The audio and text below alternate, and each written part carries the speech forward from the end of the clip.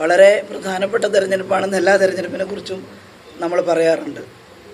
എന്നാൽ ഈ പാർലമെൻറ്റ് തെരഞ്ഞെടുപ്പ് ഇന്ത്യയുടെ ഭാവിയെ സംബന്ധിച്ചിടത്തോളം ഏറെ പ്രാധാന്യം അർഹിക്കുന്നതാണെന്ന് ഇടതുപക്ഷ ജനാധിപത്യ മുന്നണി കരുതുന്നു.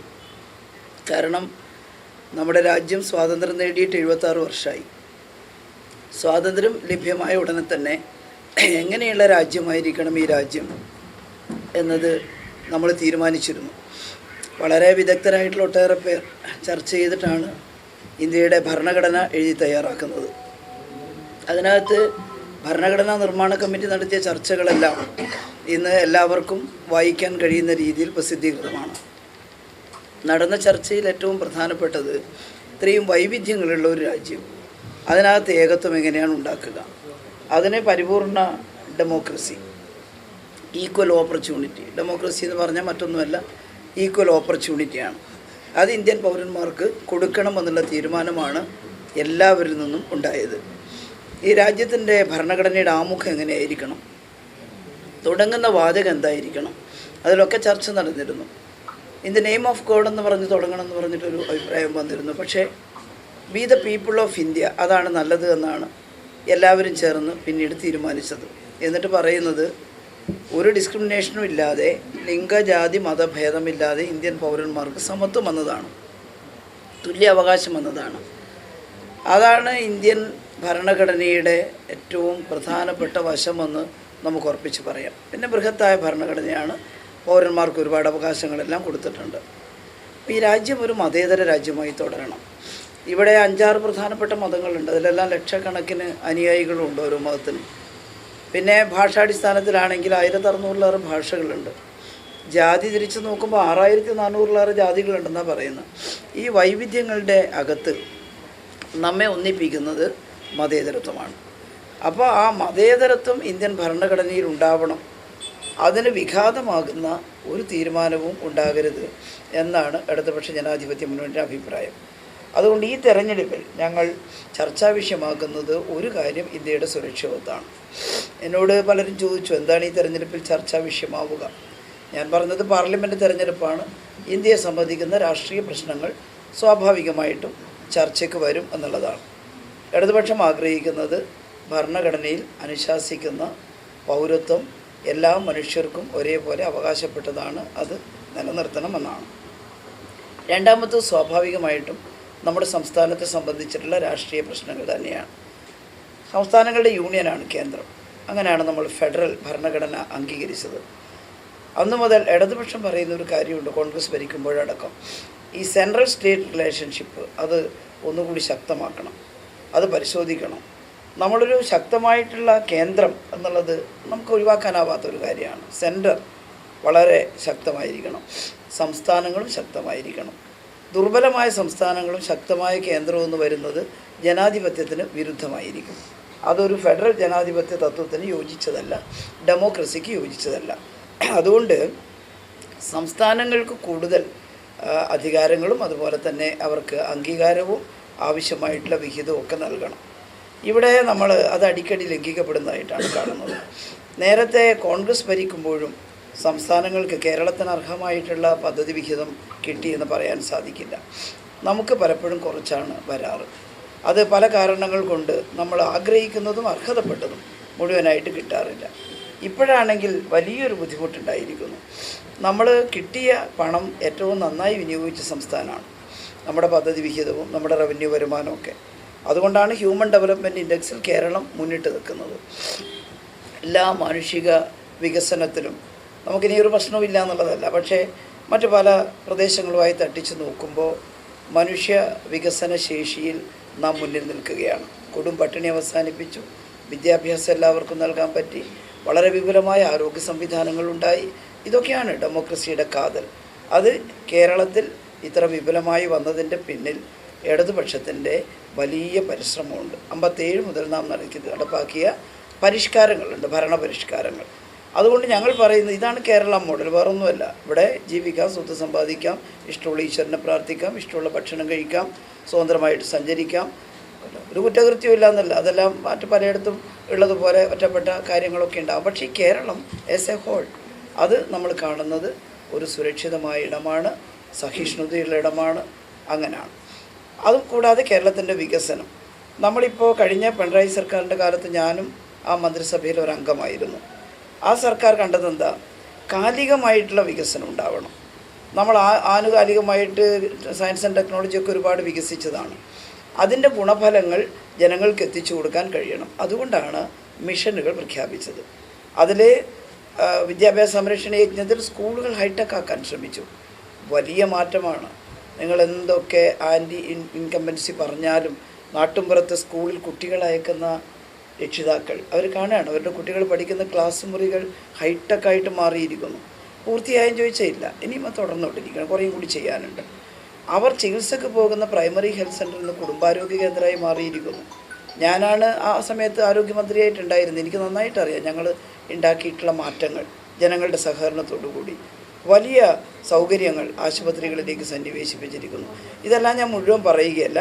അപ്പോൾ ആനുകാലികമായിട്ടുള്ള ടെക്നോളജിയിലുണ്ടായ വികാസത്തെ ജനങ്ങൾക്ക് വേണ്ടി ഉപയോഗപ്പെടുത്താൻ ശ്രമിച്ചൊരു ഗവൺമെൻറ്റിനെ അംഗീകരിക്കും ജനങ്ങൾ സ്വാഭാവികമായിട്ടും. അതിന് തടസ്സം വന്നുകൂടാ, അത് തുടരണം. അതിന് സെൻട്രൽ ഗവൺമെൻറ് ചെയ്യേണ്ടത് കേരളത്തിന് അർഹതയുള്ളത് തരണം എന്നുള്ളതാണ്. നിങ്ങൾ എല്ലാവരും മനസ്സിലാക്കിയിട്ടുണ്ടാവും, പ്രസ്സുകാരും നാട്ടുകാരും എല്ലാവരും തന്നെ. 14-ാം ധനകാര്യ കമ്മീഷനും 15-ാം ധനകാര്യ കമ്മീഷനും മൊത്തം നികുതിയുടെ 42% കൊടുക്കണമെന്ന് പറഞ്ഞു. ഇത് 14-ാം ധനകാര്യ കമ്മീഷൻ. 15-ാം ധനകാര്യ കമ്മീഷൻ 41% കൊടുക്കണമെന്ന് പറഞ്ഞു. എവിടെ? 30% തരാൻ തീരുമാനിക്കുന്നത്. അതും പലപ്പോഴും കുടിശ്ശികയൊക്കെ ആയിട്ട് നിൽക്കുന്നു. അപ്പോൾ അതിനെതിരെയാണ് നമ്മൾ പ്രതിഷേധിച്ചത്. ഞാൻ പാർലമെൻറ്റ് മെമ്പറായാലും പാർലമെൻറ്റിൽ കേരളത്തിൻ്റെ ആവശ്യകതകൾ ചൂണ്ടിക്കാണിച്ച് അതിനുവേണ്ടി പ്രവർത്തിക്കാൻ തയ്യാറാവും എന്നുള്ളതാണ് പ്രത്യേകിച്ച് ജനങ്ങളോട് സ്ഥാനാർത്ഥി എന്നുള്ള നിലയിൽ പറഞ്ഞിട്ടുള്ളത്.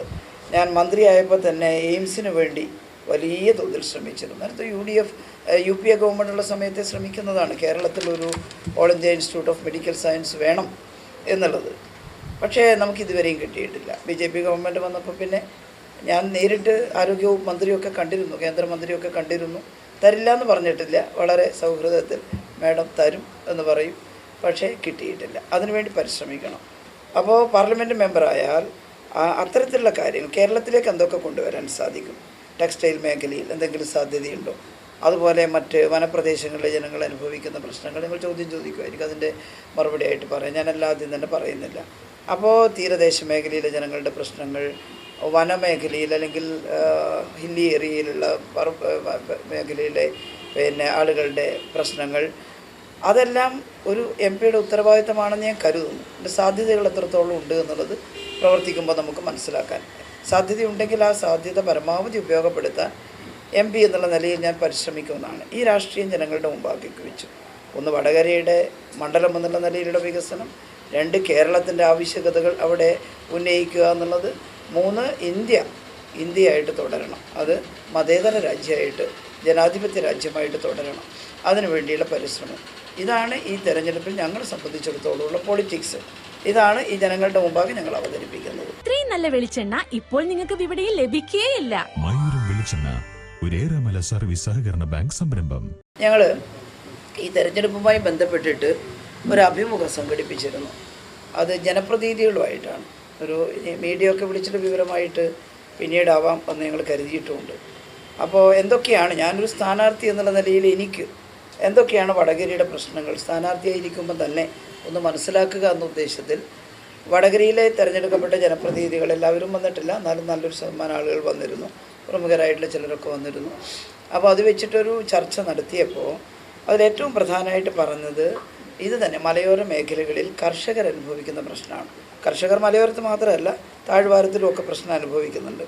അതിലേറ്റവും പ്രധാനപ്പെട്ട ഒന്ന് ഈ വന്യജീവി മനുഷ്യ സംഘർഷമാണ്. അത് ഇപ്പോൾ കാലാവസ്ഥയിലുള്ള വ്യതിയാനമൊക്കെ വന്നപ്പോൾ വലിയ തോതിൽ കാട്ടിൽ നിന്ന് മൃഗങ്ങൾ ഇറങ്ങി വരികയാണ് ജനവാസ കേന്ദ്രങ്ങളിലേക്ക്. അതിനെന്താ ഒരു പരിഹാരം? നേരത്തെ ഇത്തരം ഇറങ്ങി വന്ന് ഭക്ഷണം കഴിച്ച് പോകാമെന്നല്ലാതെ മനുഷ്യരെ ഇങ്ങനെ കൂട്ടത്തോടെ കൊല ചെയ്യുന്നൊരവസ്ഥ ഉണ്ടായിരുന്നില്ല. അതിലേക്ക് വന്നിരിക്കുന്നു ഇപ്പം. അപ്പോൾ ടൈഗറിൻ്റെ ഒക്കെ എണ്ണം വർദ്ധിച്ചു. അതുപോലെ എല്ലാം അങ്ങനെ വരുന്ന സമയത്ത് അതിൻ്റെ ഒരു പ്രശ്നം കാട്ടിനകത്ത് ഉണ്ടാകുന്നു എന്നൊക്കെ വിദഗ്ധർ പറയുന്നുണ്ട്. അപ്പോൾ എന്തായാലും വേണ്ടില്ല. എന്താണ് ഈ വന്യജീവി മനുഷ്യ സംഘർഷത്തിന് പരിഹാരം? മനുഷ്യരുടെ ജീവൻ രക്ഷിച്ചേ മതിയാവും. സംസ്ഥാന ഗവൺമെൻറ് ചെയ്യാൻ കഴിയുന്നതിൻ്റെ പരമാവധി ചെയ്യുന്നുണ്ട്. എന്നാൽ എൻ്റെ അഭിപ്രായത്തിൽ സംസ്ഥാന ഗവൺമെൻറ് മാത്രം വിചാരിക്കേണ്ടുന്ന ഒരു കാര്യമല്ലത്. സെൻട്രൽ ഗവൺമെൻറ് ഇതിനായി പ്രത്യേക പദ്ധതി ആവിഷ്കരിക്കണം. പദ്ധതി വേണമെങ്കിൽ ഞങ്ങൾ ആവിഷ്കരിക്കാം. അതിലൊന്ന് വിദഗ്ധരെയൊക്കെ വിളിച്ച് ചർച്ച ചെയ്ത്, ഞാൻ MP ആയി കഴിഞ്ഞാൽ അത്തരത്തിലൊരു അഭിപ്രായ സമന്വയം ഉണ്ടാക്കി എന്താണ് ഇതിന് പരിഹാരം എന്നുള്ളൊരു ചർച്ച നടത്തി ആ അഭിപ്രായങ്ങളെല്ലാം ഒന്ന് ക്രോഡീകരിക്കണമെന്ന് ആഗ്രഹിക്കുന്നുണ്ട്. അത് സെൻട്രൽ ഗവൺമെൻറ്റിലേക്ക് പോയാൽ അവിടെ നിന്ന് പണം കിട്ടണം, പദ്ധതി അനുവദിച്ച് കിട്ടണം, അവരുടെ സാങ്കേതിക സഹായവും നമുക്ക് കിട്ടണം, വിദഗ്ധരുടെ. അതൊരു ഭാഗത്ത്. രണ്ടാമത്തത് വന നിയമങ്ങൾ മിക്കവാറും കേന്ദ്ര നിയമങ്ങളാണ്. അപ്പോൾ അത് ചിലത് അമെൻഡ് ചെയ്യേണ്ട സമയമായിരിക്കുന്നു. അത്തരത്തിലുള്ള അമെൻമെൻറ്റ് വേണം. അപ്പോൾ ചില സ്പീഷീസ് ജീവികളുടെ ആവശ്യത്തിലധികം പെരുകുമ്പോൾ അതിനെ കുറയ്ക്കാനൊരു സമീപനം ബോധപൂർവമായിട്ട് നടത്തേണ്ടതായിട്ട് വരും. അപ്പോൾ വന്യജീവി സ്നേഹം എന്ന് പറഞ്ഞുകൊണ്ട് വലിയ പ്രക്ഷോഭവും ഒക്കെ ആയിട്ട് ചിലർ വരികയാണ്. കോടതി തന്നെ കഴിഞ്ഞ തവണ നിങ്ങൾ ശ്രദ്ധിച്ചിട്ടുണ്ടാവും, ഇത് വന്യജീവി സ്നേഹമല്ല, ഇത് ശരിയല്ലാത്ത കാര്യമാണെന്ന് കോടതി തന്നെ അത്തരം ചില പെറ്റീഷൻ കൊടുത്തവരോട് പറയേണ്ടി വന്നു. മൃഗങ്ങളോടെല്ലാം നമുക്ക് സ്നേഹമുണ്ട്, പക്ഷേ മനുഷ്യരെ ആക്രമിച്ച് കൊല്ലുന്നിടത്തേക്ക് വരുമ്പോൾ അതിനെ പ്രതിരോധിക്കേണ്ടത് നമ്മുടെ ആവശ്യമായിട്ട് വരികയാണ്. അപ്പോൾ അത്തരത്തിലുള്ള നിയമ ഭേദഗതികൾ എന്തെങ്കിലും അത് നിയമവിദഗ്ധരുമായിട്ട് കൂടി ചർച്ച ചെയ്യണം. ഞാൻ ഒരു വലിയ നിയമവിദഗ്ധയല്ല, പക്ഷേ എനിക്കത് മനസ്സിലാക്കാൻ സാധിക്കുക ഈ കാര്യങ്ങളിൽ നല്ല വിദഗ്ധരായിട്ട് ആളുകളുണ്ട്. ഞാൻ ആരോഗ്യവകുപ്പ് മന്ത്രിയായപ്പോഴും അതാണ് ചെയ്തത്. ആരോഗ്യ മേഖലയിൽ എനിക്കറിയാത്ത കാര്യങ്ങൾ ആ മേഖലയിലെ വിദഗ്ധരുമായി ചർച്ച ചെയ്ത് തീരുമാനമാക്കുക എന്നുള്ളത്. അപ്പോൾ MP ആയി കഴിഞ്ഞാൽ ഇതാണെന്ന് ആ വനമേഖലയിലെ അതുപോലെ കൃഷിക്കാരുടെ ഉൽപ്പന്നങ്ങൾ, അതിന് താങ്ങുവില, അതുപോലെ തന്നെ കൃഷി നശിച്ചു പോയാലുള്ള നഷ്ടപരിഹാരം, ഇതൊക്കെ വർദ്ധിപ്പിക്കാൻ സെൻട്രലിൽ നിന്ന് നല്ല സഹായം കിട്ടണം. മറ്റൊന്ന് തീരദേശ മേഖലയിൽ CRZ പ്രശ്നങ്ങൾ ചിലർ ഉന്നയിച്ചു. അത് തീരദേശ മേഖലയിൽ നിയമങ്ങളൊക്കെ പാലിക്കണം, പക്ഷേ അതുവഴി അതുവരെ താമസിച്ചു കൊണ്ടിരിക്കുന്ന പാവപ്പെട്ട മത്സ്യത്തൊഴിലാളികൾക്ക് പ്രശ്നങ്ങൾ ഉണ്ടാകുമ്പോൾ അത് പരിഹരിക്കാനും സെൻട്രൽ ഗവൺമെൻറ് തയ്യാറാവണം. അതിനുള്ള എല്ലാ സഹായവും സെൻട്രൽ ഗവൺമെൻറ്റിൻ്റെ ഭാഗത്തുണ്ടാകണം എന്നുള്ളതാണ്. ഞാനെല്ലാം ഇത്ര ഒരു പ്രസ് മീറ്റിൽ എല്ലാം വിശദീകരിക്കാൻ പറ്റില്ല. ഒട്ടേറെ ചെറിയ ചെറിയ പ്രശ്നങ്ങൾ മുതൽ സ്പോർട്സ്, അതുപോലെ ടൂറിസം, ഈ മേഖലകളിലൊക്കെ പരമ്പരാഗത വ്യവസായം, നെയ്ത്ത് പോലുള്ള പരമ്പരാഗത വ്യവസായം, അവിടെ നിന്നെല്ലാം എനിക്കിപ്പോൾ തന്നെ ചില നിവേദനങ്ങളൊക്കെ കിട്ടിയിട്ടുണ്ട് ഈ യാത്രക്കിടയിൽ തന്നെ. അപ്പോൾ ഇലക്ഷൻ കഴിഞ്ഞാൽ അതെല്ലാം പരിശോധിച്ച് അത് ഓരോന്നും ബന്ധപ്പെട്ട മേഖലകളിൽ അവിടെ കേന്ദ്രത്തിലും ബന്ധപ്പെട്ട് നമുക്ക് എന്തൊക്കെ ചെയ്യാൻ കഴിയും, അതാണ് വടകരയുടെ മൊത്തത്തിൽ. പിന്നെ റെയിൽവേ സ്റ്റേഷനുകളുണ്ട്. കൊയിലാണ്ടി റെയിൽവേ സ്റ്റേഷൻ്റെ വികസനത്തെക്കുറിച്ച് കൊയിലാണ്ടി അവഗണിക്കപ്പെട്ടു എന്ന് പറയുന്നുണ്ട്. അത് ശരിയാണ് ഒരു കണക്കിന്. പയ്യോളി റെയിൽവേ സ്റ്റേഷനിൽ ആളുകൾക്ക് കയറാൻ പറ്റുന്നില്ല, ട്രെയിനിൽ സ്റ്റെപ്പ് ഉയരത്തിലായിട്ട് പ്ലാറ്റ്ഫോം താണുപോയിട്ടുള്ള പ്രശ്നമൊക്കെ പറയുന്നുണ്ട്. ഇത്തരത്തിലുള്ള മൈന്യൂട്ടായിട്ടുള്ള കാര്യങ്ങൾ അടക്കം കുറേ വന്നിട്ടുണ്ട്. ഒരു MP-ക്ക് എന്തൊക്കെ ചെയ്യാൻ സാധിക്കും അതിൻ്റെ എല്ലാ മാക്സിമം ഉപയോഗപ്പെടുത്തിക്കൊണ്ട് വടകര പാർലമെൻറ്റ് മണ്ഡലം 7 അസംബ്ലി മണ്ഡലങ്ങൾ ചേർന്നതാണ്. അതിൻ്റെ ആകെ വികസനത്തിന് വേണ്ടി എൻ്റെ ഭാഗത്ത് നിന്ന് പരിശ്രമം ഉണ്ടാകും എന്നുള്ളതാണ് പറയുന്നത്. ഒരുപക്ഷെ സർക്കാർ ജീവനക്കാരുടെ ശമ്പളം വഴി കൂടാതെ പെൻഷൻ കുടിശ്ശികയിൽ വിലക്കയറ്റമുണ്ട്. ഇത്തരം സാഹചര്യം ഉണ്ടാകുമ്പോഴും ആൻറ്റി ഇൻകംബൻസി ഇല്ല എന്നാണ് ഉത്തരവ്. അതെ, അതൊരു വസ്തുതയാണ്. ഇപ്പോൾ പെൻഷൻ, സാമൂഹ്യക്ഷേമ പെൻഷൻ നിങ്ങൾക്കെല്ലാം അറിയാമല്ലോ, കേരളത്തിലാണ് ഏറ്റവും കൂടുതൽ ഇനം സാമൂഹ്യക്ഷേമ പെൻഷനുകൾ കൊടുക്കുന്നത്. നിങ്ങളൊരു പരിശോധന നടത്തിക്കോളൂ, മീഡിയല്ലേ. നമ്മൾ 10-62 ലക്ഷം ആളുകൾക്കാണ് സാമൂഹ്യക്ഷേമ പെൻഷൻ കൊടുക്കുന്നത്. ഞങ്ങൾക്കൊരു ഭയമുള്ളത് കേന്ദ്ര ഗവൺമെൻറ് ഇടയ്ക്കിടയ്ക്ക് ഇപ്പോൾ ഫ്രീ ബീസ് നിർത്തലാക്കണം എന്ന് പറഞ്ഞുകൊണ്ടിരിക്കുന്നുണ്ട്. നിങ്ങൾ മാധ്യമപ്രവർത്തകർ ശ്രദ്ധിച്ചിട്ടുണ്ടാവുമെന്ന് ഞാൻ കരുതുന്നത്. ഇത് വെറുതെ കൊടുക്കുന്നതാണ്, വെറുതെ കൊടുക്കരുത് എന്നുള്ളതാണ്. അതിലെല്ലാതരം പെൻഷനുകളും വരുമോ എന്നുള്ളൊരു ഭയം നമുക്കുണ്ട്. കാരണം ജീവിതകാലത്ത് നന്നായി അധ്വാനിച്ച് ജീവിതത്തിൻ്റെ സായന്തനത്തിൽ അവർക്ക് ഞങ്ങളെല്ലാം മുദ്രാവാക്യം വിളിക്കുക പെൻഷൻ മാറ്റിവെക്കപ്പെട്ട വേതനമാണ് എന്നാണ്. മറ്റ് സർവീസ് പെൻഷൻ്റെ കാര്യത്തിൽ ക്ഷേമ പെൻഷനുകളാണെങ്കിൽ 60 വയസ്സ് വരെ അധ്വാനിച്ച് കഴിഞ്ഞ മനുഷ്യർക്ക് ഒരാശ്വാസം അവർ ഗവൺമെൻറ് കൊടുക്കുക. അവർ രാജ്യത്തിന് വേണ്ടി പ്രൊഡക്ഷൻ ഉണ്ടാക്കിയവരാണ്, രാജ്യത്തിന് വേണ്ടി സർവീസ് നടത്തിയവരാണ്. അപ്പോൾ അങ്ങനെയുള്ളവരെ ആ പൗരന്മാരെ പരിഗണിക്കാനുള്ള ഉത്തരവാദിത്വം രാജ്യത്തിനുണ്ട്. അപ്പോൾ കേരളമാണെങ്കിൽ ഒരുപാട് തരത്തിലുള്ള സാമൂഹ്യക്ഷേമ പെൻഷനുകൾ കൂടുതലായിട്ട് കൊടുക്കുന്നതാണ്. അതിൽ കേന്ദ്ര ഗവൺമെൻറ് തരുന്ന പെൻഷന് തന്നെ എത്രയാണ് അതിൻ്റെ വിഹിതം കിട്ടുന്നത്? ഇനിയിപ്പോൾ ഞാൻ പെൻഷൻ പോട്ടെ, നമ്മുടെ ഇൻഷുറൻസ് പദ്ധതി ഉണ്ടല്ലോ, ഹെൽത്ത് ഇൻഷുറൻസ്. ഞാൻ ഉള്ള സമയത്താണ് കാസ്പ് എന്ന് പറഞ്ഞ കാരുണ്യ ആരോഗ്യ ഇൻഷുറൻസ് പദ്ധതി തുടങ്ങിയത്. ഞങ്ങളത് തുടങ്ങാൻ നിന്നിട്ട് കേന്ദ്രം ഒരു പെൻഷൻ പദ്ധതി അവതരിപ്പിക്കുന്നു ആയുഷ്മാൻ എന്നുള്ള പേരിൽ എന്ന് കണ്ടപ്പോൾ 1 കൊല്ലം ഞങ്ങൾ താമസിപ്പിച്ചു. കാരണം കേന്ദ്രത്തിൻ്റെ സ്കീം അറിഞ്ഞിട്ട് വേണം ഞങ്ങൾക്ക് ചെയ്യാൻ. അപ്പോൾ കേന്ദ്രത്തിൻ്റെ വന്ന് നോക്കുമ്പം ആകെ 18 ലക്ഷം കുടുംബങ്ങൾക്ക് കൊടുക്കാനുള്ളതിൻ്റെ 60%ഉള്ളൂ. അതിൻ്റെ 40% നമ്മൾ എടുക്കണം. നമ്മളിവിടെ BPL എല്ലാം കണക്കാക്കിയ 42 ലക്ഷം കുടുംബങ്ങൾക്ക് ഇൻഷുറൻസ് കൊടുക്കണം. അപ്പോൾ 18ൻ്റെ 40%, ബാക്കി വരുന്ന 42 ലക്ഷത്തിലെ 100%വും കേരളം ചെലവഴിക്കണം. അത് നമ്മൾ പണം കണ്ടെത്തി അവർക്ക് വേണ്ടി പ്രീമിയം അടച്ചു.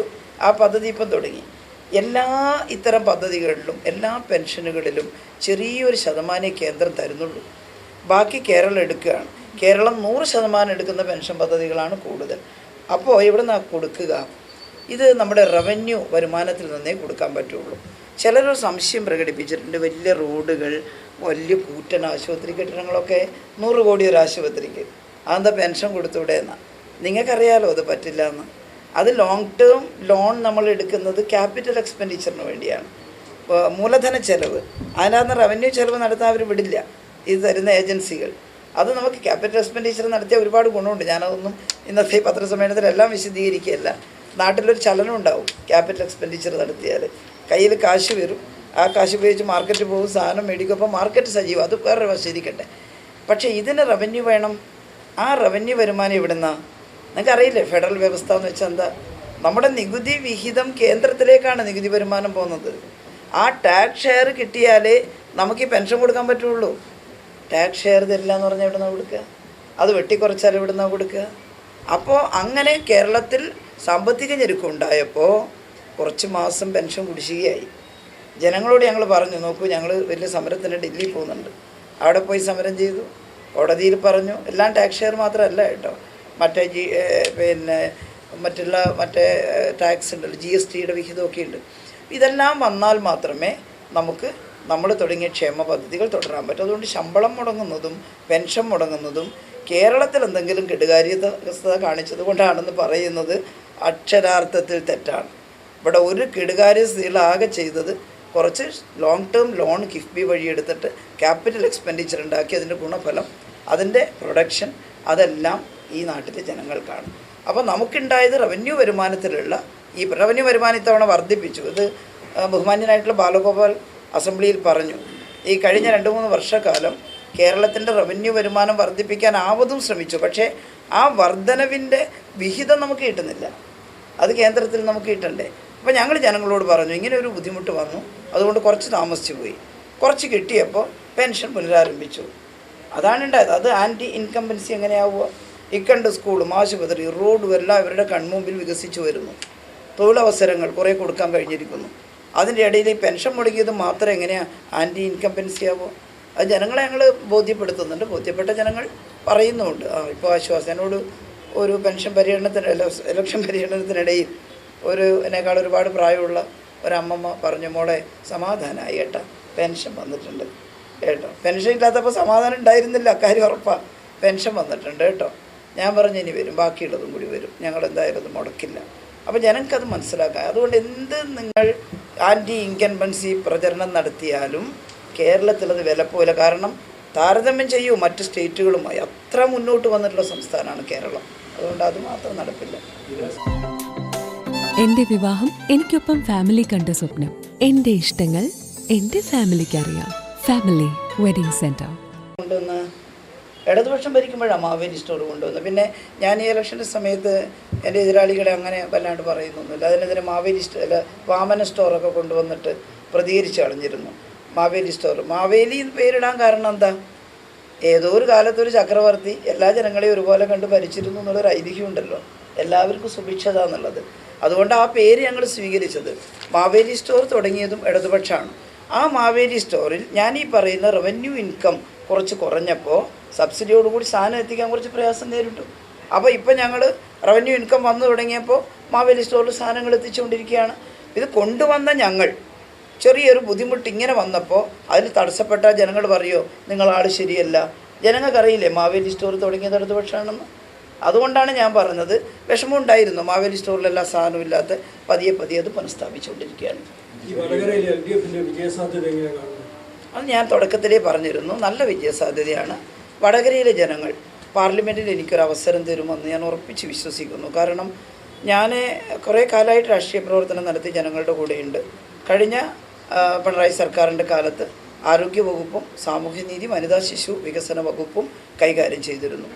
എൻ്റെ ആ വകുപ്പുകൾക്കകത്ത് കഴിവിൻ്റെ പരമാവധി ഇടപെട്ട് പ്രവർത്തിക്കാൻ ശ്രമിച്ചിട്ടുണ്ട്. വളരെ സന്നിഗ്ധമായിട്ടുള്ള ഘട്ടങ്ങളിൽ ജനങ്ങളുടെ കൂടെ നിന്ന് ഇടപെട്ടിട്ടുണ്ട്. എന്നെ കക്ഷി രാഷ്ട്രീയത്തിന് അതീതമായി തന്നെ ആളുകൾ കാണുമ്പോൾ ചിലപ്പോൾ പറയാറുണ്ട്, ടീച്ചർ ഞങ്ങൾക്ക് ആ ദിവസങ്ങൾ മറക്കാൻ പറ്റില്ല. ടീച്ചറിൻ്റെ വാക്കുകളായിരുന്നു ആശ്വാസം. കാരണം ഞാനായിരുന്നു പറയേണ്ടിയിരുന്നത്. അന്ന് ആരോഗ്യമന്ത്രി ഞാനാണ്. അപ്പോൾ എന്താണ് അവർ ചില അമ്മമാരൊക്കെ പറയും, ഞങ്ങൾ നോക്കുമ്പോൾ ടീച്ചറിൻ്റെ മുഖത്ത് അസ്വസ്ഥതയുണ്ടോ എന്നാണ് നോക്കുക. ഇത് കൂടുതൽ ഇത് പടരുമോ, ആൾ മരിച്ചു പോകുമോ നോക്കാൻ വേണ്ടിയിട്ട് അതിങ്ങനെ വാർത്ത കാണുമ്പോൾ ടീച്ചറിൻ്റെ മുഖം അസ്വസ്ഥമാണോ, അല്ല ടീച്ചർ ചിരിക്കുന്നുണ്ട് അല്ലേ, ഒരു ചെറിയ ചിരിയോടെയാണ് പറയുന്നത് കണ്ട് ഞങ്ങൾക്ക് സമാധാനമാണ്. ടീച്ചറിൻ്റെ മുഖത്ത് ആ ചിരിയില്ലെങ്കിൽ ഞങ്ങൾക്ക് പേടിയാണ്. എന്താ കാരണം? അതിന് ഒളിച്ചോടി പോവുകയല്ല, കൂടെ നിന്ന് പ്രവർത്തിച്ചു. അങ്ങനെ ഒരു പ്രവർത്തനം പാർലമെൻറ്റ് മെമ്പറായാലും ജനങ്ങളുടെ കൂടെ നിന്ന് ഞാൻ നടത്തും. അത് ഉറപ്പുള്ള ജനങ്ങൾ ഒരുപക്ഷെ കുറച്ച് പേരെങ്കിലും കക്ഷി രാഷ്ട്രീയത്തിന് അതീതമായി പാർലമെൻറ്റിൽ എനിക്ക് ഒരവസരം തരും, വോട്ട് ചെയ്യുമെന്ന് ഞാൻ ഉറപ്പായിട്ടും വിശ്വസിക്കുന്നുണ്ട്. നല്ല ഭൂരിപക്ഷത്തിൽ വടകരയിൽ ജയിക്കാൻ കഴിയും ഉറച്ച വിശ്വാസമാണ് എനിക്കുള്ളത്. ഒരു സ്ത്രീ ശബ്ദം കേട്ടില്ല. സൈബർ ആക്രമണം രൂക്ഷമാണ്. ഇപ്പോൾ അറസ്റ്റ് ചെയ്ത 3 പേരും UDF എന്നുള്ള ആളുകളാണ്. 6 പേർക്കെതിരെ കേസെടുത്തതും UDF നേതാക്കന്മാരും അവരുടെ പ്രാദേശിക നേതാക്കന്മാരും ഒക്കെ തന്നെയാണ്. UDF തള്ളി പറയുമ്പോഴും ഇത് ശരിയല്ല എന്ന് കൃത്യമായൊരു പഠനം നടത്തുന്നുണ്ടോ? അതൊക്കെ സാനിയോ ജനം കാണട്ടെ, അതേ ഞാൻ പറയുന്നുള്ളൂ. ജനം TV ഉണ്ടല്ലേ, ആയിക്കോട്ടെ, ജനം TV കാണും. അപ്പോൾ അത് ജനങ്ങൾ മനസ്സിലാക്കട്ടെ. ഞാനത് സഹികെട്ടിട്ട് പറഞ്ഞു പോയതാണ്. ഞാനത് നെഗ്ലക്റ്റ് ചെയ്യാനാണ് ഉദ്ദേശിച്ചത്. ആദ്യം അവഗണിച്ചേക്കാം ഇതിങ്ങനെ വന്നുകൊണ്ടിരിക്കുമ്പോൾ. പക്ഷേ സഹിക്കാവുന്നതിനൊരു പരിമിതിയില്ലേ കൂട്ടരെ? നിങ്ങൾ ആലോചിച്ച് നോക്കൂ, നമ്മുടെ മാതൃഭൂമി ഇവിടെ ഉണ്ടാവുമല്ലോ അല്ലേ? ഉണ്ട്. അവരുടെ ഓൺലൈൻ പേജ് വ്യാജമായി ക്രിയേറ്റ് ചെയ്തിട്ട് അതിൻ്റെ അകത്ത് ഞാൻ പറഞ്ഞൊരു അഭിപ്രായം കൊടുത്തിരിക്കുന്നു. ഞാൻ ഉടനെ തന്നെ മാതൃഭൂമിക്കാരെ വിളിച്ചു. അല്ല, ഞാനെപ്പോൾ പറഞ്ഞു നിങ്ങളോടിങ്ങനെ? അപ്പോൾ പറഞ്ഞു, ടീച്ചറെ ഞങ്ങളുടെ പേജല്ല, അത് ക്രിയേറ്റ് ചെയ്തതാണ്. അപ്പോൾ നിങ്ങൾ നിഷേധിക്കണ്ടേ? ഓ, ഞങ്ങളിപ്പോൾ തന്നെ നിഷേധിച്ചു. അവർ നിഷേധിച്ചു കൊണ്ടിറക്കിയില്ലേ? റിപ്പോർട്ടർ ചാനൽ ഇവിടെ ഉണ്ടാവുമല്ലോ. ഡോക്ടർ അരുൺകുമാർ ഞാനും കൂടി നടത്തിയൊരു ചർച്ച. നിങ്ങൾ ആലോചിച്ച് നോക്കൂ, ആ ചർച്ചയിൽ ഞാൻ പറഞ്ഞതിൻ്റെ പൂർണ്ണമായിട്ടും വിരുദ്ധമായിട്ട് കേട്ടോ ഒരു പ്രത്യേക മതവിഭാഗക്കാരെല്ലാം വർഗീയവാദികളാണ്. അവർ വർഗീയവാദികളാ എന്നാണ് ഞാൻ ചോദിച്ചത് അല്ലേ? അടച്ചു പറയാൻ പറ്റുമോ ഏതെങ്കിലും ഒരു മതവിഭാഗക്കാരാകെ മോശമെന്ന്? എന്നിട്ട് ഞാൻ ആ ക്വസ്റ്റ്യൻ മാർക്ക് എടുത്ത് കളഞ്ഞിട്ട് ഇത്ര വൃത്തിയായിട്ട് ഒരു പ്രവർത്തനം നടത്താവോ? അത് കഴിഞ്ഞ് പിന്നെ ഞാൻ പറഞ്ഞല്ലോ, എൻ്റെ ഒരു പോസ്റ്റർ ഇപ്പോൾ വീഡിയോ എവിടെ ചോദിക്കുന്നുണ്ടെന്നാണ് കേട്ടത്. എൻ്റെ പത്രസമ്മേളനം കേട്ടോളൂ. ഞാൻ പറഞ്ഞത് പോസ്റ്റർ എന്നാണ്. വീഡിയോ ക്ലിപ്പുകളൊക്കെ നുണപ്രചരണങ്ങൾ നടക്കുന്നുണ്ട്. പക്ഷേ മറ്റേ ചിത്രം പറഞ്ഞത് ഞാൻ ഒരു പോസ്റ്ററിൽ ഒരു ചിത്രം അതിൻ്റെ തല മാറ്റിയിട്ട് എൻ്റെ തല ഒട്ടിച്ചിട്ട് വികൃതമായി കൊടുത്തിട്ടുണ്ടെന്നാണ്. ആരാ ഈ മനോരോഗികൾ? നിങ്ങൾ മനസ്സിലാക്കണ്ടേ? അതുകൊണ്ട് ആദ്യം അവഗണിച്ചെങ്കിലും പിന്നെ ഇത്തിരി സീരിയസ് ആയിട്ട് കേരളത്തിൽ അറിയപ്പെടുന്ന ഒരു ആത്മീയ ആചാര്യൻ്റെ ലെറ്റർ പാഡ്, ആ ലെറ്റർ ഹെഡിൽ അദ്ദേഹത്തിൻ്റെ ഫോട്ടോയും വെച്ചിട്ട് എന്നെ ഇങ്ങനെ വിളിക്കണം, കേട്ടില്ലേ? അദ്ദേഹം പറയുമോ? ആരെക്കൊണ്ട്? എന്നെക്കുറിച്ച് പോട്ടെ, മറ്റേവരെ കൊണ്ട് പറയുമോ? എതിരാളികളെ കുറിച്ച് അദ്ദേഹം അങ്ങനെ പറയുമോ? എന്നെ കൊണ്ട് പറയുമോ?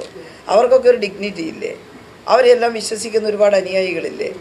അപ്പോൾ ഈ ലെറ്റർ ഞാൻ അവിടെ വിളിച്ച ഉടനെ നമുക്കെന്താ നിവൃത്തി? വിളിച്ചന്വേഷിക്കാന്നല്ലാതെ ഞാൻ പറഞ്ഞു, അയ്യോ എന്താ ഇങ്ങനെ എന്നെ കൊണ്ട് പറഞ്ഞത്, ഞാനൊരു ദ്രോഹവും ചെയ്തിട്ടില്ലല്ലോ. അപ്പോൾ പറഞ്ഞു, അയ്യോ ഞങ്ങളറിയേയില്ല, ഞങ്ങളത് കണ്ടു, ഞങ്ങളിപ്പോൾ തന്നെ അവർ നിഷേധക്കുറിപ്പ് ഇറക്കി, കേട്ടില്ലേ? എത്രത്തോളം ഇപ്പോൾ എന്താ ഏർപ്പാടെന്ന് വെച്ചാൽ, ചില പേരുകൾ, ആ പേര് വ്യാജമായിട്ട് ചിലപ്പോൾ മുസ്ലിം പേരായിരിക്കും, കേട്ടില്ലേ? ഞാൻ ഇന്ന് അറിഞ്ഞൊരു വിഷയമാണ്. ഏതെങ്കിലും ഒരു മുസ്ലിം പേരിൽ ഒരു വ്യാജ ID ക്രിയേറ്റ് ചെയ്ത് 2 തെറിവിളിയും നടത്തിയിട്ട് പിന്നെ അത് ഡിലീറ്റ് ചെയ്യുക, കേട്ടോ? ആ ID കളയുക. അപ്പോൾ വിചാരിക്കുമല്ലോ നമ്മൾ ഇവർ മുസ്ലിം സമുദായത്തിലുള്ള എല്ലാവരും ഇങ്ങനെ ചീത്ത വിളിക്കുന്നവരില്ലല്ലോ. ആണോ എന്ന് ചോദിച്ചാൽ എന്ന് പറഞ്ഞ ക്വസ്റ്റ്യൻ മാർക്ക് എടുത്തുകളി. അതുകൊണ്ട് ഞാൻ പറയുന്നത്, അത് കൃത്രിമ പേര് ക്രിയേറ്റ്, ഒരു സംഘമുണ്ട് അതിന് വേണ്ടി ഇറങ്ങിയിട്ടുള്ളത്, കേട്ടില്ലേ?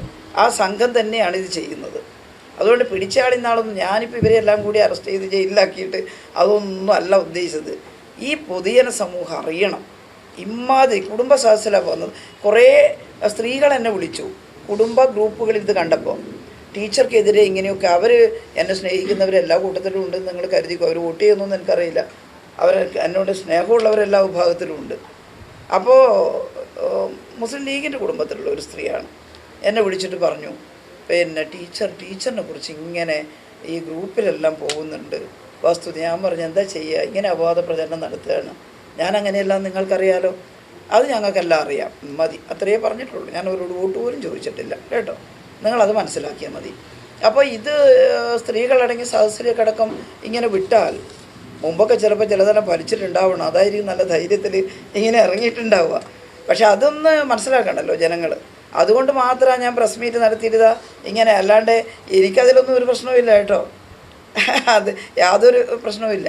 അപ്പോൾ ജനങ്ങൾ അതിപ്പം മനസ്സിലാക്കിയിട്ടുണ്ട്.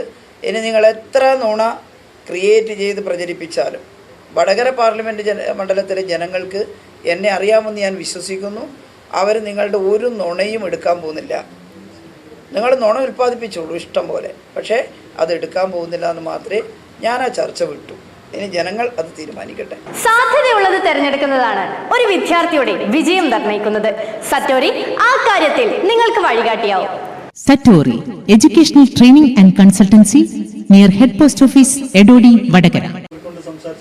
ഞാൻ അതായത് എനിക്ക് ലേശം ദേഷ്യവും ഒക്കെ ഉണ്ടായിരുന്നു. പക്ഷേ തൊണ്ടയടറി നിന്ന് രാവിലെ നിങ്ങൾ കണ്ടില്ലേ പത്രസമ്മേളനം തുടങ്ങുമ്പോൾ എനിക്ക് ഈ ഡസ്റ്റ്, അത് പ്രത്യേകിച്ചിട്ട് ഈ മറ്റേ പടക്കത്തിൻ്റെ പൊടിയുണ്ടല്ലോ, എല്ലാവരുടെയും പൂത്തിരി കത്തിക്കുക സ്വീകരിക്കാൻ, അപ്പോൾ അതിൻ്റെ പൊടി തട്ടുമ്പോൾ ചെറിയൊരു അലർജിക്കാവും, തൊണ്ട ഇതായിപ്പോവും.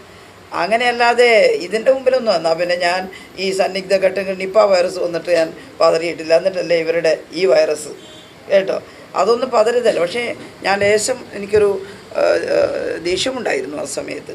കാരണം ഇങ്ങനെ ഇത്രയും തരംതാണ രീതിയിൽ ഒരു സ്ഥാനാർത്ഥിയായിട്ടുള്ള എനിക്കെതിരെ നിൽക്കുമ്പം അത് എന്തുകൊണ്ടാണ് ബന്ധപ്പെട്ടവർ തടസ്സപ്പെടുത്താത്തത്? അപ്പോൾ ചിലർ ചോദിച്ചു അത് ആരാ, ഞങ്ങളറിയില്ല. നിങ്ങളറിയില്ലെങ്കിൽ നിങ്ങളുടെ തെരഞ്ഞെടുപ്പ് ക്യാമ്പയിനല്ലേ ആ പേജിൽ വരുന്ന മറ്റു മുഴുവൻ കാര്യങ്ങളും. അപ്പോൾ നിങ്ങളെ സഹായിക്കുന്ന പേജല്ലേ, നിങ്ങൾ അന്വേഷിക്കണ്ടേ ആരാന്നുള്ളത്. അപ്പോൾ അതത്രയേ ഉള്ളൂ, അതൊന്നും ഞാൻ പറയുന്നില്ല. അല്ലാതെ ഞാനാകെ ഇത് കണ്ടപ്പോൾ ആകെ ക്ഷീണമായിപ്പോയി എന്നൊന്നും നിങ്ങൾ കരുതണ്ട, അങ്ങനെ ഒരു ക്ഷീണവും ഇല്ല. പോലീസിൻ്റെ പറഞ്ഞില്ല.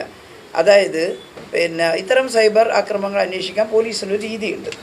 പിന്നെ ഇപ്പം ഇലക്ഷൻ പ്രഖ്യാപിച്ചാൽ ഇലക്ഷൻ കമ്മീഷൻ്റെ നിയന്ത്രണത്തിലാണ് ഇത്തരത്തിലുള്ള എല്ലാ വിഭാഗവും വരുന്നത്. അതുകൊണ്ടും പിന്നോട്ടൊന്നും പോയിട്ടില്ല. കുറച്ച് ആളുകളെ കണ്ടുപിടിച്ചിട്ടുണ്ടല്ലോ, അതുപോലെ എല്ലാവരെയും കണ്ടുപിടിക്കും.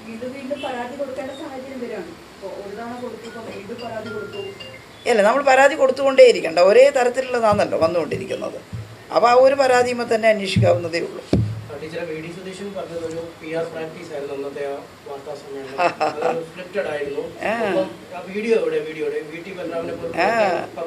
നിങ്ങളെ പ്രസ് മീറ്റ് എടുത്തിട്ട് പറ ഞാൻ അങ്ങനെ എന്താ പറഞ്ഞതെന്നുള്ളത്. അപ്പോൾ ഈ PR കണ്ടമാനം ഉപയോഗിക്കുന്നവർക്കെല്ലാം PR ആണെന്ന് തോന്നും. നിങ്ങളറിയാം, ഞാനൊരു കാര്യം പറയാം. ഞാൻ ആരോഗ്യമന്ത്രിയായപ്പോൾ എവിടെ നോക്കിയോ വിദേശത്ത് നോക്കിയോ ആളുകൾ വിളിച്ചിരുന്നു. എനിക്ക് സത്യം പറഞ്ഞാൽ നേരത്തെ അവരൊന്നും ഒരു പരിചയം ഉണ്ടായിരുന്നില്ല കേട്ടോ. ഈ ഇംഗ്ലീഷ് മീഡിയം വയർ ഇവിടെ വന്നിട്ടുണ്ട്. പിന്നെ അതെല്ലാം ഞാൻ ആദ്യമായിട്ടാണ് അവരോടെല്ലാം സംസാരിച്ചത് ഈ കോവിഡ് കൈകാര്യം ചെയ്യുന്ന സമയത്ത്. 2020 വലിയ റിസൾട്ടായിരുന്നു കേരളത്തിൽ. കാരണം അന്ന് ന്യൂയോർക്കിലൊക്കെ ആളുകൾ ഇങ്ങനെ പടഞ്ഞു വീണ് മരിക്കുമ്പോൾ ഇവിടെ മരണസംഖ്യ വളരെ കുറവ്. അപ്പോൾ ചിലർ പറഞ്ഞു പൂഴ്ത്തി വെച്ചു എന്ന് പറഞ്ഞു. അപ്പോഴാണ് 2020 ആകെ ഡെത്തിൻ്റെ കണക്കെടുത്തത്. ടോട്ടൽ ഡെത്തിൻ്റെ 2019 കുറവായിരുന്നു 2020. അങ്ങനെയുള്ള 5-6 പ്രദേശങ്ങളെ ഈ ഭൂമിയിലുണ്ടായിരുന്നുള്ളൂ. അതിലൊന്ന് ഇന്ത്യയിലെ കേരളമായിരുന്നു. അതെല്ലാം പഠിക്കുന്ന ആളുകളുണ്ട്, നമ്മൾ പറഞ്ഞുകൊണ്ടൊന്നും ആരും വിശ്വസിക്കാൻ പോകുന്നില്ല. അങ്ങനെ പഠിച്ച് കാര്യങ്ങൾ മനസ്സിലാക്കിയ പലരും എന്നെ വിളിച്ചിട്ട് ചോദിച്ചു, എങ്ങനെയാണ് നിങ്ങളിത് നിയന്ത്രിക്കുന്നത്?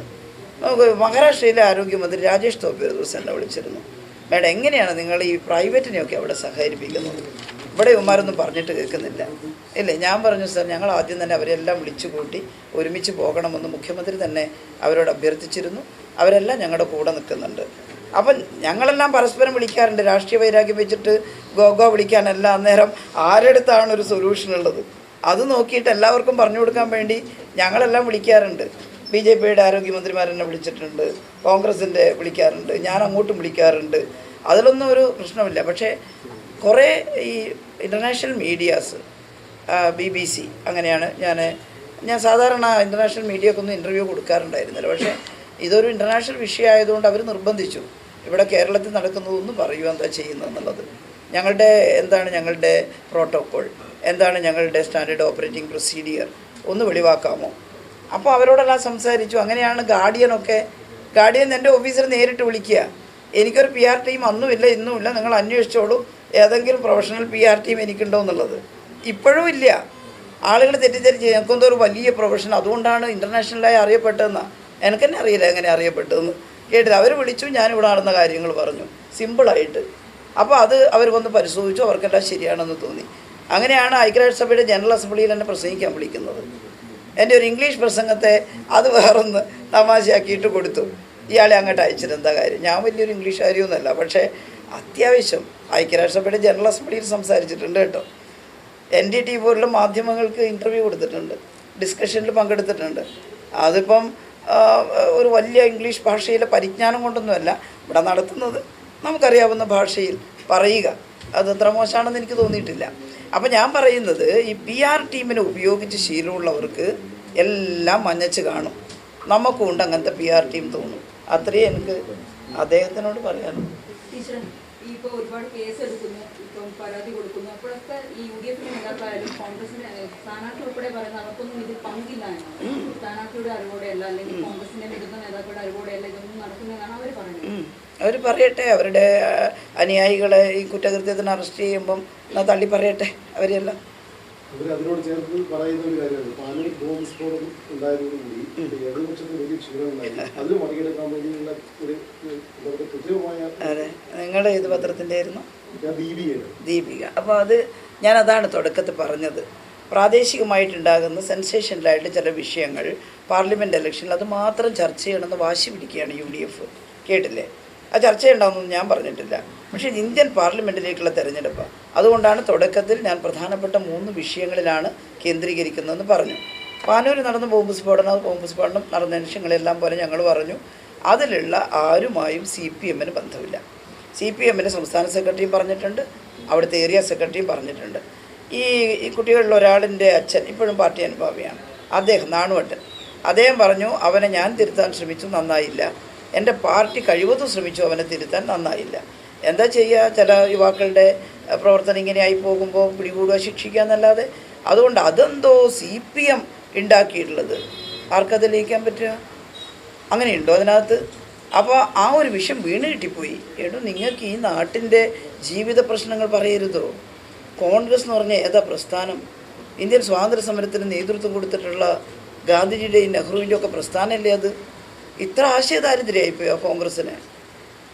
ഈ നാടിനെ സംബന്ധിച്ച ഇവിടെ ആകെ മനുഷ്യന് അസ്വസ്ഥമാവുന്ന ഒട്ടേറെ കാര്യങ്ങൾ വന്ന് ഭവിക്കുമ്പോൾ ആ വിഷയങ്ങളിൽ എന്തെങ്കിലും ഒരു പ്രതികരണം, ഈ സംസ്ഥാനത്തിലെ ജനങ്ങളുടെ ക്ഷേമ പദ്ധതികൾ തടസ്സപ്പെടുമ്പോൾ അതൊന്ന് പിടിച്ചു വാങ്ങണം എന്നുള്ളൊരു ഉത്കണ്ഠ, അതൊക്കെയല്ലേ കോൺഗ്രസ്. വെറുതെയാണോ കോൺഗ്രസിൻ്റെ ആളുകൾ കൈവിടുന്നത്?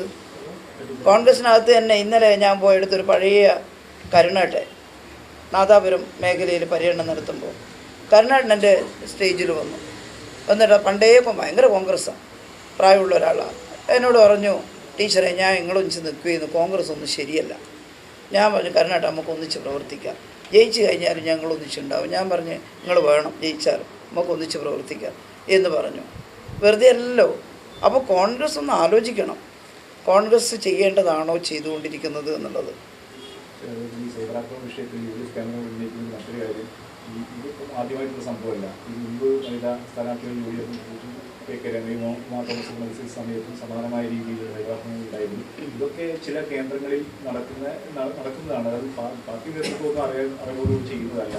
എന്തിനും ഇവിടെ മാത്രം ഇതങ്ങനെ വലിയൊരു ഇഷ്യൂ ആക്കി എടുത്തു. അതായത് ഇതൊരു തെരഞ്ഞെടുപ്പ് നടക്കുന്ന സമയമാണ്, ഞാൻ ഒരു സ്ഥാനാർത്ഥിയാണ്.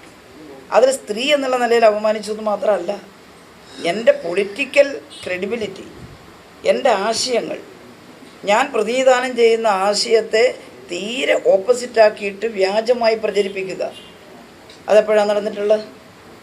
അത് മുമ്പ് എപ്പോഴാണ് നടന്നിട്ടുള്ളത്? അതുകൊണ്ട് ഞാൻ അതിന് പരാതി പറയുമ്പം പണ്ടിങ്ങനെ നമ്മൾ ചെയ്തിട്ടില്ല എന്ന് പറയാണോ വേണ്ടത്? ആ പണ്ട് നടന്നതിന് അന്നേരം അത് പ്രതികരണം ഉണ്ടായിട്ടുണ്ട്, അന്നേരം എന്താ വേണ്ടതെന്ന് ഉണ്ടായിട്ടുണ്ട്. ഞങ്ങളാരും അതിനൊന്നും അനുകൂലിക്കുന്നില്ല എന്തെങ്കിലും ഉണ്ടായിട്ടുണ്ടെങ്കിൽ. പക്ഷേ ഇപ്പം ചെയ്തിട്ടുള്ളത് അതാണോ? നിങ്ങളെന്താ വളരെ ലളിതമായിട്ട് കാണുന്നത്? ഒരു സ്ത്രീ എന്നുള്ള നിലയെ പരിഹരിച്ചിട്ടുണ്ട്, അത് ശരി. അതെൻ്റെ പ്രിയപ്പെട്ട സഹോദരി രമയും ഉമയും പറഞ്ഞു. അങ്ങനെ പറയുന്നത് ഞങ്ങൾക്ക് യോജിപ്പില്ല. അതിൻ്റെ കൂടെ ഒന്നുകൂടി ഉണ്ട്, ഞാനൊരു രാഷ്ട്രീയ നേതാവും കൂടിയാണ്. വെറും ഒരു വനിത എന്നുള്ള നിലയിൽ മാത്രമല്ല ഞാൻ പറയുന്നത്, ഞാനൊരു രാഷ്ട്രീയ നേതാവാണ്. എല്ലാ പുരുഷന്മാരെയും പോലെ അവകാശമുള്ള, പൂർണ്ണ ഉത്തരവാദിത്വമുള്ള എൻ്റെ പാർട്ടിയുടെ കേന്ദ്ര കമ്മിറ്റി അംഗമാണ് ഞാൻ. എന്നാലും ഞാനൊരു തെരഞ്ഞെടുപ്പിൽ മത്സരിക്കുമ്പോൾ ഞാൻ കൈയാളുന്ന ആശയത്തെ പൂർണ്ണമായും തെറ്റിദ്ധരിപ്പിച്ച് പ്രചരണം നടത്തുക തെരഞ്ഞെടുപ്പിൽ, അതിനെവിടെയാണ് താരതമ്യമുള്ളത്? അപ്പോൾ അമ്മാതിരി കാര്യങ്ങൾ പറഞ്ഞിട്ട് ഇതിൻ്റെ മുനയൊടിക്കാൻ വേണ്ടിയിട്ടോ ഇതിൻ്റെ പ്രാധാന്യം കുറക്കാൻ വേണ്ടിയോ ശ്രമിക്കുന്നത് അത് ശരിയല്ല എന്നുള്ളത് എല്ലാവർക്കും മനസ്സിലാവില്ലേ? അതിൻ്റെ ഫോക്കസ് ഈ മൈനോറിറ്റി വോട്ടുകളിൽ തന്നെയായിരുന്നു. അതാണ് കുറച്ചുകൂടെ കോംപ്ലിക്കേറ്റഡ് ആക്കുന്നത്. കാരണം മൈനോറിറ്റി വോട്ടുകൾക്ക് വലിയ സ്വാധീനമുള്ള മണ്ഡലമാണ്. ഇത്തരം മെറ്റീരിയൽസ് കൂടുതലും അതുമായി ബന്ധപ്പെട്ടതായിരുന്നില്ല. കേരളത്തിലെ മൈനോറിറ്റി എന്ന് പറയുന്നത് നല്ല ധാരണയുള്ളവരാണ്. അവരെല്ലാവരും മുസ്ലിം ലീഗിൻ്റെ ചില നേതാക്കന്മാർ മാത്രം പറഞ്ഞാലോ കോൺഗ്രസിൻ്റെ ചില നേതാക്കന്മാർ മാത്രം പറഞ്ഞാലോ കേൾക്കുന്നവരല്ല. ഇനി ഈ കോൺഗ്രസിലും ലീഗിലുമെല്ലാം നല്ല ഉത്കണ്ഠയുള്ളവരില്ലേ ഈ രാജ്യത്തിൻ്റെ സ്ഥിതിഗതികളെക്കുറിച്ച്? ഞങ്ങളോടെല്ലാം പറയാറുണ്ട് ചിലർ സ്വകാര്യ സംഭാഷണത്തിൽ അല്ലെങ്കിൽ ഏതെങ്കിലും ചർച്ചയിൽ. അവർക്കെല്ലാം ഉത്കണ്ഠയുണ്ട്. ആ ഉത്കണ്ഠ എല്ലാവർക്കും ഉണ്ട്. ഞാൻ പറയുന്നത് ഏതെങ്കിലും മതത്തെ പ്രീണിപ്പിക്കാനല്ല. ഒരു ജനാധിപത്യ രാഷ്ട്രത്തിൽ ലിംഗ്വിസ്റ്റിക് മൈനോറിറ്റി, റിലീജിയസ് മൈനോറിറ്റി, ഇതിനെയെല്ലാം സംരക്ഷിക്കാനുള്ള, അവർക്ക് പ്രൊട്ടക്ഷൻ കൊടുക്കാനുള്ള ഉത്തരവാദിത്വം സ്റ്റേറ്റിനുണ്ട്. അതേ ഞങ്ങളും പറഞ്ഞിട്ടുള്ളൂ. അതിനെന്തെങ്കിലും ഒരു ചെറിയ പോരായ്മ വരുമ്പോൾ ഞങ്ങൾക്ക് ഉത്കണ്ഠയുണ്ട്. അത് ഞങ്ങൾ ഉത്കണ്ഠ മാത്രമല്ല, അതിനെതിരായിട്ട് ശക്തമായിട്ട് മുദ്രാവാക്യം വിളിക്കുകയും പ്രവർത്തിക്കുകയും ചെയ്യുന്നുണ്ട്. അത് ഈ നാട്ടിലെ ജനങ്ങൾ കാണുമ്പോൾ ശരി ഇവരാണ് ഞങ്ങളുടെ രക്ഷക്ക് എന്ന് കരുതുന്നതിൽ ബേജാറായിട്ട് എന്താ കാര്യം? നിങ്ങളും പറയണ്ടേ അങ്ങനെ? അതൊന്നും വേണ്ടാതെ മമ്മായിരുന്നിട്ട് ബേജാറായി ഞങ്ങൾ ഏതെങ്കിലും ഒരു മതക്കാരല്ല ഞങ്ങൾക്ക് വോട്ട് ചെയ്തൊന്നും പറഞ്ഞിട്ടില്ല. ഒരു മതത്തിൻ്റെയും വോട്ട് വേണ്ടെന്നും വേണമെന്നും ഒന്നും പറഞ്ഞിട്ടില്ല. ഞങ്ങളെ സംബന്ധിച്ച് എല്ലാ ജാതിയിലും മതത്തിലും എല്ലാം പെട്ട ജനാധിപത്യ വിശ്വാസികൾ വോട്ട് ചെയ്യണം, അതാണ് അഭ്യർത്ഥിക്കുന്നത്. അതുകൊണ്ട് ഏതെങ്കിലും ഒരു പ്രത്യേക വിഭാഗത്തോട് മാത്രം അങ്ങനെയൊന്നും അല്ല അത്. അതുകൊണ്ട് എനിക്കറിയാം ഇവരെല്ലാം മൈനോറിറ്റി മാത്രമല്ല എല്ലാ മതത്തിൽപ്പെട്ടവരും ഇന്ത്യയുടെ ജനാധിപത്യം തകരുന്നതിൽ ഉത്കണ്ഠയുള്ളവരാണ്. അവർ ഇടതുപക്ഷത്തിന് വോട്ട് ചെയ്യും, ഉറപ്പാണ്. കേരളത്തിൽ ഏറ്റവും ഇടതുപക്ഷ സ്വാധീനമുള്ള ഒരു പാർലമെന്റ് മണ്ഡലമാണ് വടകരയിലെ 7-6 അസംബ്ലി മണ്ഡലം എൽ.ഡി.എഫിന് ഈ 2009 മുതൽ 15 വർഷമായി പക്ഷേ UDF-ന്റെ കയ്യിലായിരുന്നു. അതെ, ഇത്തവണ അതെങ്ങനെ മറികടക്കും? അത് ഉറപ്പായിട്ടും മറികടക്കാം. അതായത് ഈ പാർലമെൻറ്റിലെ വോട്ടിംഗ് പാറ്റേൺ ചിലപ്പോൾ ഡിഫറൻ്റ് ആവണം. നമ്മൾ പറഞ്ഞല്ലോ, ഇപ്പോൾ 7-6 മണ്ഡലവും അസംബ്ലി മണ്ഡലം ഇടതുപക്ഷത്തിൻ്റെ കൂടെയാണ്. കഴിഞ്ഞ ഇലക്ഷൻ വരെ ഉണ്ടായിരുന്ന പ്രചരണം എന്താ? അവിടെ BJP-യെ പുറത്താക്കാൻ വേണ്ടി കോൺഗ്രസ് വരും, കോൺഗ്രസ് ഏറ്റവും വലിയ ഒറ്റക്കക്ഷിയാവും, രാഹുൽ ഗാന്ധിയെ പ്രധാനമന്ത്രിയാവാൻ അല്ലെങ്കിൽ മന്ത്രിസഭ രൂപീകരിക്കാൻ പ്രസിഡന്റ് ക്ഷണിക്കും എന്നായിരുന്നു. അപ്പോൾ സ്വാഭാവികമായിട്ടും ഉത്കണ്ഠയുള്ള കുറേ ആളുകൾ എന്നാൽ പിന്നെ ഇരിക്കട്ടെ അല്ലേ, പ്രധാനമന്ത്രിയാവാൻ പോവല്ലേ രാഹുൽ ഗാന്ധി എന്നെല്ലാം കരുതിയിട്ടും വോട്ട് ചെയ്ത കുറച്ച് പേരെങ്കിലും ഉണ്ട്. അത്തരം ആളുകൾ പിന്നീട് പറഞ്ഞു ഞങ്ങൾക്ക് തെറ്റിപ്പോയി. ഞങ്ങളന്നേ പറഞ്ഞിരുന്നു കോൺഗ്രസ് തകർന്നു പോയി. കോൺഗ്രസ് തകർന്നതിന് ഞങ്ങൾക്ക് ഒരു സന്തോഷമൊന്നുമില്ല കേട്ടോ. പക്ഷേ കോൺഗ്രസിൻ്റെ സമീപനം ഇപ്പോഴും അത് തന്നെയാണ്. അതുകൊണ്ടാണ് അങ്ങനെ തകർന്നു പോകുന്നത്. ഇത്തവണ എനിക്ക് തോന്നുന്നില്ല കഴിഞ്ഞ തവണത്തേക്കാൾ അവർക്ക് സ്ഥിതി മെച്ചപ്പെടുത്താൻ സാധിക്കുമെന്ന്. അതുകൊണ്ട് ഇത്തവണത്തെ വോട്ടിംഗ് പാറ്റേൺ ഡിഫറൻ്റ് ആയിരിക്കും. അത് കോൺഗ്രസിന് അനുകൂലമായിട്ടല്ല, ജനാധിപത്യ മതേതര വിശ്വാസികൾ ഇടതുപക്ഷത്തിന് അനുകൂലമായിട്ട്. കാരണം ഒരു നല്ല ഇടതുപക്ഷ വിഭാഗം അവിടെ ഉണ്ടെങ്കിൽ ശക്തമായിട്ടുള്ളൊരു ശബ്ദം ഇന്ത്യൻ പാർലമെൻറ്റിൽ വരും. അപ്പോൾ അത് ഏത് ഗവൺമെൻറ്റാണ് വരുവാന്നൊക്കെ നമുക്ക് ഇലക്ഷൻ കഴിഞ്ഞാലേ പറയാൻ പറ്റുള്ളൂ. ഏത് ഗവൺമെൻറ് വന്നാലും അവിടെ ഗവൺമെൻറ് വന്നാൽ ഗവൺമെൻറ്റിനോട് അപ്പാടെ യുദ്ധം പ്രഖ്യാപിക്കാനൊന്നുമല്ല, അതിനകത്ത് നമ്മുടെ നാടിനെക്കുറിച്ചുള്ള പ്രതികരണം ഏറ്റവും ശക്തമായി ഉയർത്താൻ കഴിയും. ഇപ്പോൾ ഞാൻ ആരോഗ്യമന്ത്രിയായിരുന്ന സമയത്ത് BJP-യുടെ മന്ത്രിസഭയാണ് അവിടെയുള്ളത്. സദാ യുദ്ധം പ്രഖ്യാപിക്കുകയല്ല, കിട്ടാത്തത് ചോദിക്കും, തർക്കിക്കും. പക്ഷേ ചില കാര്യങ്ങളിൽ സെൻട്രൽ ഗവൺമെൻറ്റുമായിട്ട് യോജിച്ച് പ്രവർത്തിക്കേണ്ടിടത്ത് ഞങ്ങളാരും എതിര് നിന്നിട്ടില്ലല്ലോ. അപ്പോൾ അതാണ് ഒരു ഡിപ്ലോമസി ഉണ്ടല്ലോ ഭരണത്തിലെല്ലാം, അതുണ്ട്. അപ്പോൾ ഇടതുപക്ഷം ഉണ്ടായാൽ അത് സൂക്ഷിക്കും, എന്നിട്ട് ശക്തമായി നമ്മുടെ അവകാശങ്ങൾക്ക് വേണ്ടി വാദിക്കാൻ ജനങ്ങൾ മനസ്സിലാക്കുന്നുണ്ട്. അപ്പോൾ ഒരു സുരക്ഷ അത് ഇടതുപക്ഷത്തെ അയച്ചാലാണ് ഉണ്ടാവുക എന്ന് ചിന്തിക്കുന്ന എല്ലാവർക്കും മനസ്സിലാക്കാൻ സാധിക്കും. അതുകൊണ്ട് ഇത്തവണത്തെ വോട്ടിംഗ് പാറ്റേൺ കഴിഞ്ഞ തവണത്തെ പോലെ ആയിരിക്കില്ല എന്നുള്ളത് ഉറപ്പാണ്.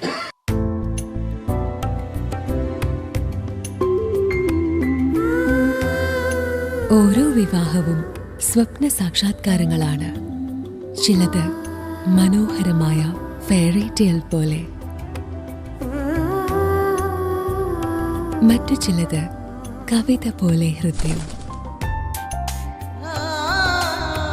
ചില ഉറച്ച നിലപാടുകളുള്ള ചേർത്തുപിടിക്കലുകൾ, കടലോളം ഇഷ്ടം കാത്തുവച്ച പ്രണയ സാഫല്യങ്ങൾ.